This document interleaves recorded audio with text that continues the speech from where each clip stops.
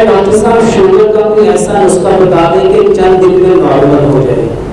मेरे भाइयों, सबसे पहले ये जानने की कोशिश करो शुगर होती क्यों है। हमारा ये मसला है कि हम हमेशा इलाज की तरफ भागते हैं। हमें पहले ये जानना चाहिए कि जो हमारा पैंक्रियाज है, जो हमारा लबलबा है, वो इंसुलिन क्यों नहीं बनाता। जबकि अल्लाह ताला ने तो हमें कहा कि आप अशरफुल मखलूकात हो। जब मैं अशरफुल मखलूकात हूँ तो क्या जो मेरा लबलबा है, मेरा जो पैंक्रियाज है, इसकी आवाज थोड़ी कम नहीं कर देती। मेरे भाइयों, सबसे पहले हाँ बस ठीक है, हम लोग सबसे पहले ये जानने की कोशिश करें कि हमारा जो पैंक्रियाज है, जो लबलबा है, वो इंसुलिन क्यों नहीं बनाता।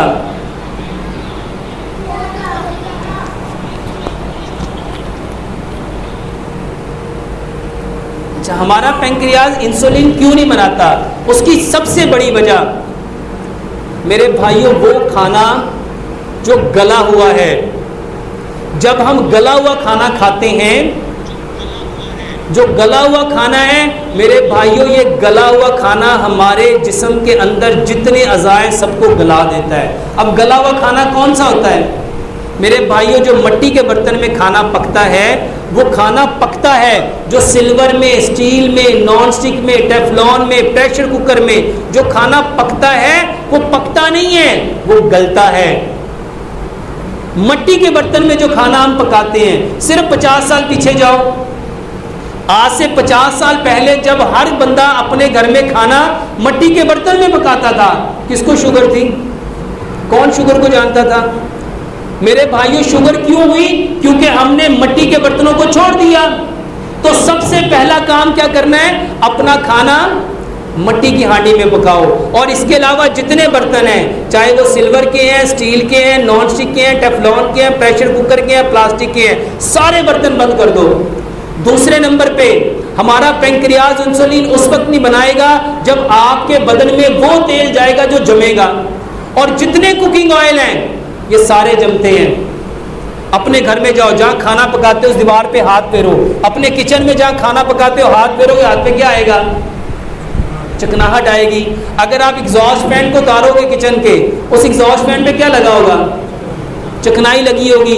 और अगर हम सिंक जहां बर्तन धोते हैं, उस सिंक के पाइप को उतारेंगे तो उस पाइप में क्या होगा? उस पे क्या होगा? उसमें भी चिकनाई होगी।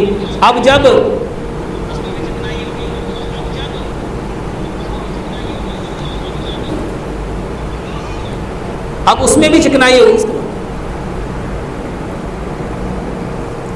अब उस सिंक के पाइप में भी चिकनाई। अब यही खाना जब हमारे बदन में जाएगा तो ये जो चिकनाई है वो कहाँ जाएगी? ये जितनी नालियां बंद हो रही हैं, लोगों को ब्लॉकेज हो रही है, उस कुकिंग ऑयल की वजह से है। तो मेरे भाइयों, कोशिश करो अपना खाना सरसों के तेल में पकाओ।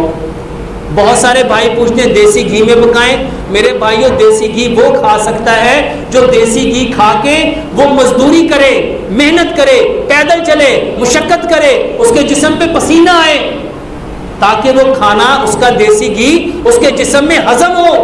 अगर वो देसी घी खा के हमने एसी के आगे सो जाना है, एसी वाली गाड़ी में बैठ जाना है, एसी वाले कमरे में चले जाना है, एसी वाले दफ्तर में जाके बैठ जाना है, तो वो देसी घी आपकी आंतों में जाके क्या करेगा? वो भी जमेगा। तो बेहतर है सरसों के तेल में खाना पकाओ। तीसरे नंबर पे जो चीज आपके पैंक्रियाज को खराब करती है वो आपका मीठा है। हमें मीठा वो खाना था जो मिट्टी से निकलता है। मिट्टी से जो मीठा निकलता है वो क्या है? वो गुड़ है। और हम क्या खाते हैं? चीनी। तो मेरे भाइयों, चीनी को छोड़ो। इसके बाद जो आटा हमने खाना था, वो पहले हम आटा खाते थे पत्थर की चक्की का पिसा हुआ, और अब खाते हैं लोहे की चक्की का पिसा हुआ। मेरे भाइयों, कभी लोहे की चक्की में से जो आटा निकलता है उसके नीचे जाके हाथ रखो, या आपके हाथ को जला देगा, इतना गर्म होता है। कभी सोचा है जब हाथ जल गया तो उस आटे के अंदर जो ग़िज़ाइयत थी क्या वो बाकी बचेगी? मेरे भाइयों, पत्थर की चक्की का पिसा हुआ आटा खाओ। फ्रिज का पानी, ये बर्फ का ठंडा पानी, ये जहर है, इससे बचो, ये जहर है। मेरे भाइयों, जो पानी जम जाता है ना, मेरे भाइयों, जब बंदा मर जाता है ना तो ठंडा हो जाता है। जब मर जाता है तो क्या हो जाता है? ठंडा हो जाता है। इसी तरह जो फ्रिज में पानी मर जाता है ना, जो फ्रीज हो जाता है, वो ठंडा हो जाता है। और वो ठंडा जमा हुआ पानी जब आप अपने अंदर डालोगे, वो कभी आपको जिंदगी देगा? मेरे भाइयों, मिट्टी के घड़े का पानी पियो, मिट्टी के घड़े का पानी पियो। तो शुगर जिस वजह से होती है, उस वजह को दूर करो। और वो वजह क्या है? अपने बर्तन बदलो, सरसों का तेल इस्तेमाल करो, चीनी की जगह पे गुड़ इस्तेमाल करो, पत्थर वाला नमक लेके आओ, पत्थर वाला नमक।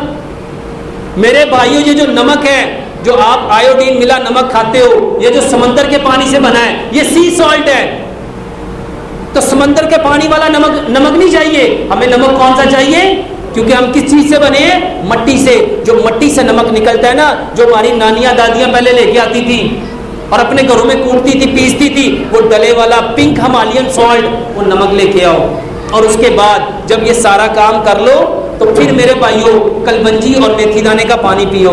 100 ग्राम कलबंजी लो, 100 ग्राम मेथी दाना लो, इन दोनों को मिक्स कर लो। एक बड़ा चम्मच रात को मिट्टी के गिलास में भिगो दो। रात को ही उसके अंदर 2-4 कतरे जैतून का तेल मिलाओ, 2-4 कतरे उसमें लेमन के मिलाओ, अच्छी तरह उसको पका लो। फिर उसको मिट्टी के गिलास में भिगो दो। सुबह छान के नाश्ते से आधा घंटा पहले पियो। फिर सुबह को भिगो, दोपहर के खाने से पहले पियो। फिर दोपहर को भिगो, शाम के खाने से पहले। 3 बार ये पानी पियो।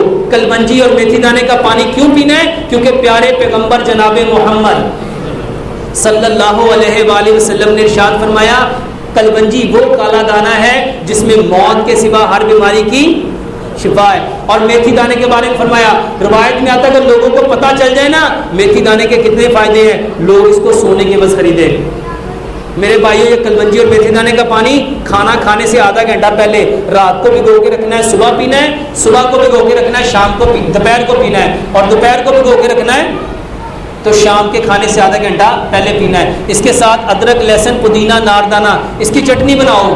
अदरक, लहसुन, पुदीना, नारदाना, इसकी चटनी बनाओ। हस्बे जायका इसमें सब्ज मिर्च मिलाओ। हर खाने के साथ एक बड़ा चम्मच मिला के, हर नवाले के साथ जरा जरा लगा के मेरे भाइयों इसको इस्तेमाल करो।